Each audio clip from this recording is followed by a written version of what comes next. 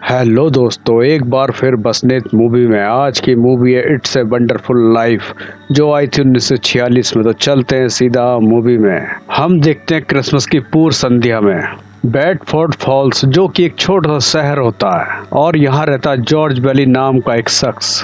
पूरे शहर में क्रिसमस का माहौल अपनी चरम सीमा पर होता है। सारे लोग खुशियां मना रहे होते हैं, मगर जॉर्ज अपनी जिंदगी की उलझनों में उलझा होता है। वो बहुत बड़ी मुसीबत में फंस चुका था, इसलिए वो आत्महत्या करने की सोच रहा होता है।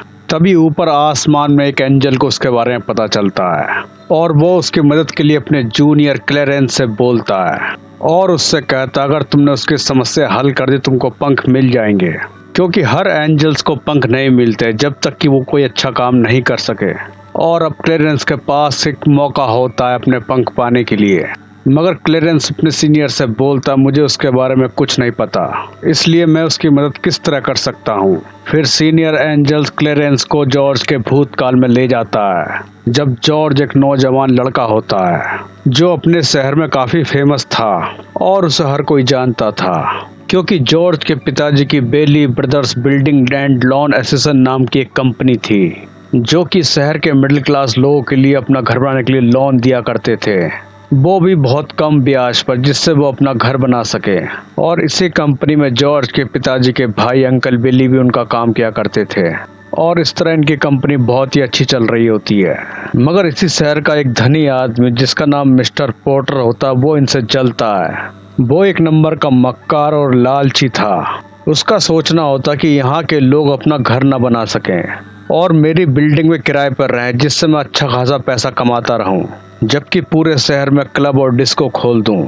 मगर ये संभव नहीं था जब तक कि जॉर्ज के पिताजी की कंपनी चलती रहे। मगर अब चलते हैं जॉर्ज की तरफ। जॉर्ज का बचपन से ही सपना होता कि वो पूरी दुनिया की सैर करे। वो अपने शहर में रहना नहीं चाहता था। इस बात को वो अक्सर अपने पिताजी से बोलता था, मगर वो पिताजी की इजाज़त के बगैर नहीं जा सकता था, क्योंकि वो एक अच्छा इंसान भी था। मगर इस चक्कर में उसके सपने धुंधले होते जा रहे थे। मगर जॉर्ज के संग हमेशा एक इत्तेफाक रहा, क्योंकि जब भी उसने कोई अच्छा काम करा उसे भुगतना पड़ा उसका अंजाम। जैसे जब जॉर्ज 12 साल का था, एक दिन बर्फ में स्लाइड करता हुआ जॉर्ज का भाई हैरी झील में गिर गया। ये देखकर जॉर्ज अपनी जान की परवाह न करके अपने छोटे भाई हैरी को बचा लेता है, मगर उसे बचाने के चक्कर में जॉर्ज का बायां कान हमेशा के लिए बंद हो जाता है, क्योंकि पानी बहुत ठंडा था। पूरे कान में पानी भर चुका था उसके, और अब वो जिंदगी भर अपने बाएं कान से नहीं सुन सकेगा। और इसी तरह जॉर्ज के बचपन में एक हादसा और होता है। जॉर्ज मिस्टर गोवर नाम के आदमी की केमिस्ट की दुकान में काम करता है, मगर एक दिन काम के दौरान जॉर्ज को पता चलता है मिस्टर गोवर के बेटे की डेथ हो गई। इस खबर से मिस्टर गोवर बहुत परेशान हालत में थे, यहाँ तक कि वो अपने दिमागी संतुलन उस टाइम तक खो चुके थे और उन्हें पता नहीं होता कि मैं क्या कर रहा हूँ। इसी चक्कर वो एक कस्टमर के मेडिसिन में एक कैप्सूल वो पॉइजन की डाल देते हैं, और फिर वो जॉर्ज को देते हैं, जाओ डिलीवर करके आ जाओ। मगर जॉर्ज को पता चल चुका था कि एक कैप्सूल में पॉइजन भरा हुआ है, और वो डिलीवर नहीं करता। मगर जब मिस्टर गोवर को पता चलता है कि मेडिसिन डिलीवर नहीं हुआ, तो वो जॉर्ज की पिटाई करते हैं। मगर जॉर्ज मिस्टर गोवर से बोलता कि आपने एक कैप्सूल में मेडिसिन की जगह पॉइजन भरा था डिप्रेशन में।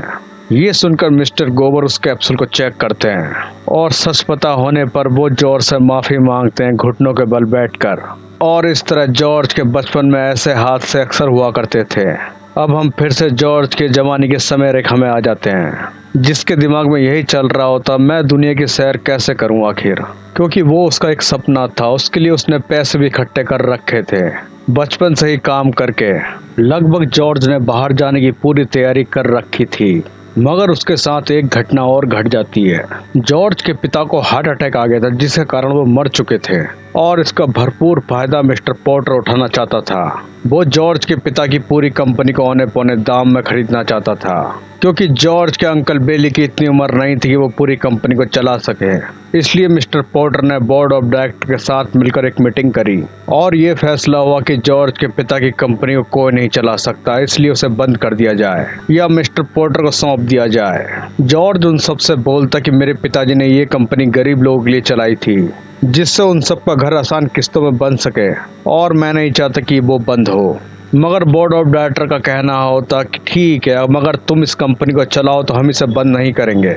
मगर ये शर्त जॉर्ज के सामने कठिनाइयां पैदा करेगी, जिससे ये शहर वो कभी छोड़कर नहीं जा सकता और उसका बाहर घूमने का सपना अधूरा रह जाएगा। अब उसके सामने दो रास्ते होते हैं, या तो यहाँ के लोगों की मदद करे जैसे उसके पिताजी करते थे, या फिर विदेशों की सैर करता रहे। मगर जॉर्ज एक तीसरा रास्ता निकालता है, वो ये कि जो उनने पैसे इकट्ठे करे थे काम कर कर, जिससे वो दुनिया की सैर कर सके, वो सारा पैसा अपने छोटे भाई हैरी की पढ़ाई में लगा देता है, जिससे वो अपनी पढ़ाई खत्म करने के बाद ये कंपनी संभाल सके। उसके बाद मैं फ्री हो जाऊंगा। इससे ये फायदा होगा कि हमारी कंपनी बंद नहीं होगी और मेरा बाहर घूमने का सपना भी पूरा हो जाएगा। और इस तरह जॉर्ज को कंपनी संभालते हुए 4 साल बीत चुके होते हैं। जॉर्ज का छोटा भाई अपनी पढ़ाई खत्म करके बाहर से आने वाला होता है, मगर जॉर्ज के लिए एक नई समस्या और पैदा हो जाती है। वो ये कि हैरी ने पढ़ाई के दौरान एक लड़की से शादी कर ली थी और वो अपने ससुर की कंपनी में काम करना चाहता है, जिससे उसे बाहर रहना होगा। ये जानकर जॉर्ज का दिल बहुत टूट जाता है, क्योंकि उसने जो फैसला अपने भाई को पढ़ाने के लिए करा था वो सब बेकार हो चुका था। दुनिया घूमने के उसके सारे सपने चूर चूर हो चुके थे, क्योंकि अब कंपनी की सारी जिम्मेदारी उसके कंधे पर थी और आगे भी रहेगी। उसे अपने शहर में ही रहना होगा अब। उसके बाद जॉर्ज मैरी नाम की लड़की से शादी कर लेता है, क्योंकि जॉर्ज मैरी को पहले से ही चाहता था। जॉर्ज मैरी से पहले ही बोलता था कि मैं दुनिया की सैर करने जाऊंगा एक दिन और ये शहर छोड़ दूंगा, मगर मैरी ये शहर छोड़ना नहीं चाहती थी, इसलिए उन दोनों की अनबन बनी रहती थी। मगर जॉर्ज के सामने अब हालत बदल चुके थे, क्योंकि उसे इसी शहर में रहकर अपनी कंपनी चलानी थी और इस वजह से उसने मैरी से शादी कर ली थी। मगर जॉर्ज के साथ एक घटना और घट जाती है। दरअसल जॉर्ज जब अपने हनीमून के लिए बाहर जाता है तो पीछे से मिस्टर पॉटर सिटी का बैंक बंद करवा देता है, जिससे वहाँ के लोगों को पैसा मिलना बंद हो जाता है और शहर के सारे लोग परेशान होते हैं पैसों के चक्कर में। इस वजह से वो सारे लोग जॉर्ज की कंपनी में आते हैं लोन लेने के लिए। जॉर्ज अपनी पूरी जिंदगी कमाई उनको देने का फैसला करता है। इस काम में जॉर्ज की वाइफ भी उसका साथ देती है, जिससे वहाँ के लोगों की मदद हो सके, क्योंकि जॉर्ज नहीं चाहता था कि वहाँ के सीधे साधे लोग मिस्टर पॉटर से मदद मांगे, क्योंकि मिस्टर पॉटर का दिमाग अलग टाइप का था, वो सबको हड़पना चाहता था। इसी चक्कर में जॉर्ज के पिताजी ने ये कंपनी खड़ी करी थी। उसके बाद वहाँ के लोगों के लिए एक पार्क भी बनाया गया, मगर इसी बीच वर्ल्ड वार 2 शुरू हो जाता है, इसलिए वहाँ के यंग लोगों को फौज में जाना पड़ता है। मगर जॉर्ज इस लड़ाई में नहीं जा सकता, क्योंकि उसके बाएं कान से सुनाई नहीं देता। और ये हादसा उसके संग तब होता है जब अपने छोटे भाई हैरी को झील से बचा रहा था। इस कारण वो आर्मी में नहीं गया, बल्कि उसका छोटा भाई हैरी गया, जो कि वो आर्मी के एयरफोर्स पर था और एक पायलट के रूप में उसने दुश्मनों की धज्जियां उड़ा दी। लड़ाई के दौरान हैरी ने दुश्मनों का एक जहाज जो जर्मनी का था उसे मार गिराया। इस कारण उसने कई लोगों की जान बचाई और माल भी। अब हैरी सबके नज़र में हीरो बन चुका था, जबकि जॉर्ज अपनी सिटी में रह के लोगों की मदद करता रहा। अब हम क्रिसमस के एक दिन पहले देखते हैं, जहां जॉर्ज के भाई हैरी को मेडल देकर सम्मानित किया गया। उसी दिन अंकल बेली को एक काम सौंप दिया जाता है, जहां कंपनी की सेविंग को बैंक में जमा करना है। इस वजह से वो बैंक जाते हैं और सारा पैसा लिफाफे में होता $8,000। मगर पैसे जमा करने से पहले उनकी मुलाकात मिस्टर पॉटर से हो जाती है, जहां अंकल बेली हैरी की तारीफ करते हुए अखबार दिखाते हैं और बोलते हैं अगर जॉर्ज भी गया तो 2-2 मेडल होते हैं हमारे पास। और इस तरह बोलते हुए वो अखबार मिस्टर पॉटर को दे देते हैं और साथ में वो पैसों का लिफाफा भी, जो कि अंकल बेली ने अखबार फोल्ड करके गलती से उसमें डाल दिया था। और जैसे ही वो पैसे जमा करने जाते हैं तब उन्हें पता चलता है कि पैसों का लिफाफा कहाँ चला गया। उधर मिस्टर पॉटर को पता चल जाता कि ये पैसे जॉर्ज की कंपनी के हैं, मगर वो पैसा उनको वो नहीं देता। जब अंकल बेली ये बात जॉर्ज को बताता है तो वो दोनों पूरे शहर की छानबीन करते हैं, मगर वो पैसों का लिफाफा उन्हें नहीं मिलता। अंकल बेली की दिमागी शक्ति इतनी नहीं बची थी कि वो याद कर सके पैसा कहाँ गया। इस बात पर जॉर्ज को काफी गुस्सा आता है और तुम्हारी गलती की वजह से कंपनी के सारे पैसे चले गए पूरे साल के। जॉर्ज के जाने के बाद अंकल बेली बहुत परेशान हो जाते हैं। फिर हम जॉर्ज को देखते हैं जो अपने घर आ चुका होता है, जहाँ क्रिसमस के त्योहार में मैरी ने पूरे घर को डेकोरेशन कर रखा होता है। जॉर्ज का बेटा जॉर्ज के संग खेलता है, मगर जॉर्ज पहले से काफी परेशान था और उसकी आंखों से आंसू आ रहे थे। उसके बाद उसे गुस्सा आने लग जाता है। परेशानी की वजह से जॉर्ज हर किसी पे गुस्सा निकाल रहा होता है और वो अपने बच्चों की छोटी गलती में भड़क रहा था। मैरी को कुछ समझ में नहीं आ रहा था आखिर हुआ क्या जॉर्ज को। फिर हम जॉर्ज को देखते जो मिस्टर पोर्टर के पास आता है और वो उससे $8,000 की भीख मांगता है, क्योंकि मिस्टर पोर्टर के अलावा इस शहर में किसी के पास इतनी बड़ी रकम नहीं थी।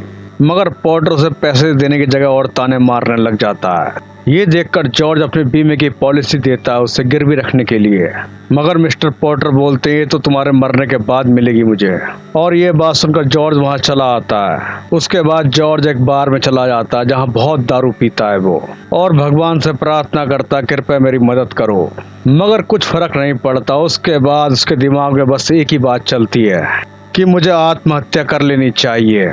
और इस चक्कर में वो एक पुल के ऊपर आ जाता है, और वो जैसे ही पानी में कूदने वाला होता तभी एक दूसरा बंदा ऊपर से पानी में कूद जाता है।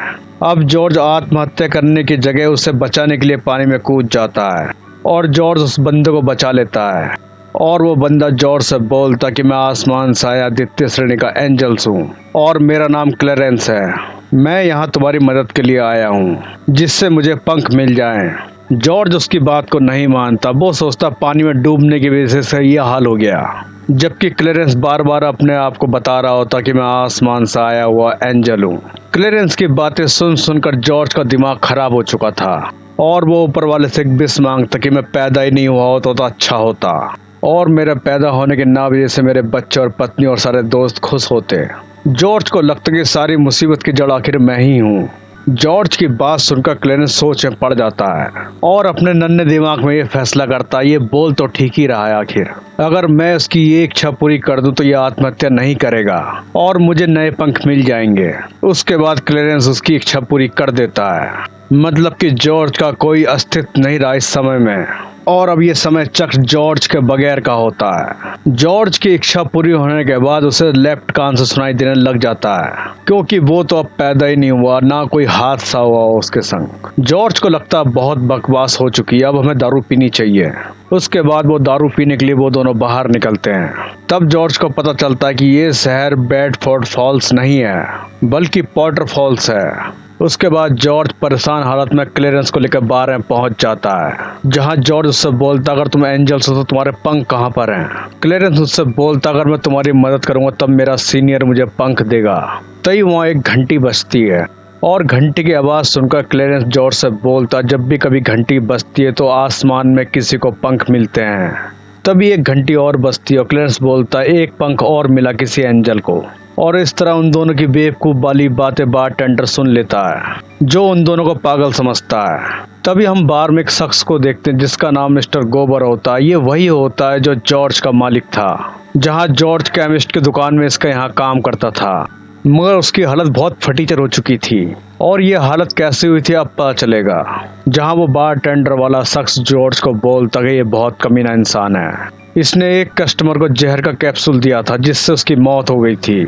मतलब कि उस समय जॉर्ज पैदा ही नहीं हुआ था जब पॉइजन वाली मेडिसिन डिलीवर हुई थी, और इसी कारण मिस्टर गोबर 20 साल तक जेल में रहे। अब जॉर्ज को एहसास होता है कि मेरे पैदा ना होने की वजह से क्या क्या हुआ होगा। यहाँ तक कि उस बार का नाम भी बदल चुका था अब। इस वजह से जॉर्ज पूरे शहर में घूमता क्या क्या बदला।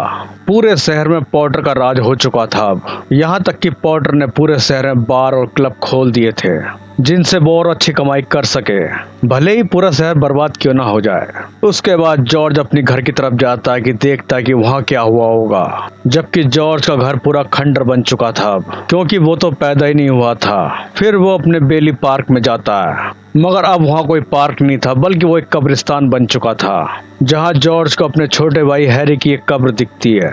वो इसलिए कि जॉर्ज ने अपने भाई हैरी की बचपन में जान बचाई थी झील से, और जब जॉर्ज पैदा ही नहीं हुआ तो हैरी को कौन बचाता। इस वजह से हैरी उस समय में ही मर गया था। ये जानकर जॉर्ज और परेशान हो जाता है। उसके बाद क्लेरेंस से एक बात और बोलता है कि हैरी के बगैर वर्ल्ड वार पे जितने लोग उसने बचाया था वो सारे लोग मारे जा चुके थे। ये सुनकर जॉर्ज और भी दुखी हो जाता है। अब उसे चिंता अपनी पत्नी मैरी की होती है। वो क्लेरेंस से बोलता कि मेरी पत्नी मैरी कहाँ पर है। वो बोलता कि वो एक लाइब्रेरी में मिलेगी, और जॉर्ज भागता हुआ जाता जिससे वो मैरी को मिल सके, मगर मैरी उसे नहीं पहचानती। उसकी बजाय जॉर्ज जो पैदा ही नहीं हुआ, और मैरी उससे डरती हुई भागती है। इस वजह से वहाँ बहुत हंगामा हो जाता है, यहाँ तक कि वहाँ पुलिस भी आ जाती है। मगर समय रहते जॉर्ज वहां से भाग चुका था और वो वापस उसी पुल पर आ जाता है जहां उसने क्लेरेंस की जान बचाई थी जब वो आसमान से नीचे कूदा था। और वो क्लेरेंस से मदद मांगता है जो कि इस भगदड़ में कहीं खो गया था। बोलता कि मुझे मेरी बीवी बच्चों को पास भेज दो, मुझे फिर से पैदा कर दो। और उसकी इच्छा पूरी हो जाती है जिससे उस शहर का नाम फिर से वही पुराना हो जाता है। ये देखकर जॉर्ज बहुत खुश होता है और भागते हुए पूरे शहर को क्रिसमस की बधाई दे रहा होता है। फिर वो अपने घर आ जाता है मगर उसके घर में कुछ लोग आए थे उसे गिरफ्तार करने के लिए। मगर जॉर्ज इतना खुश था कि वो परवाह नहीं करता, उन्हें भी मैरी क्रिसमस की बधाई देता है और उनसे बोलता अगर मैं जेल गया तो क्या होगा। उसके बाद जॉर्ज अपने बच्चों को देखता और उन्हें गले लगाता, ऐसा लगाता कि जैसे वो पहली बार उनसे गले लगा रहा हो। तभी वहाँ मैरी भी आ जाती है। जॉर्ज उसे देखकर बहुत खुश होता है। फिर हम जॉर्ज को देखते हैं जिसके संग एक अच्छा वाक्य होता है और वो करा था मैरी ने, क्योंकि जब मैरी को पता चला कि $8,000 जा चुके हैं तब उसने मदद मांगी थी शहर के लोगों से। और ये वो लोग थे जिन्हें वक्त पड़ने पर जॉर्ज और मैरी ने उनकी मदद करी थी और सब लोगों ने पैसे थोड़े थोड़े इकट्ठे करके $8,000 पूरे कर दिए थे क्योंकि जॉर्ज ने उन लोगों पर बहुत एहसान कर रखे थे।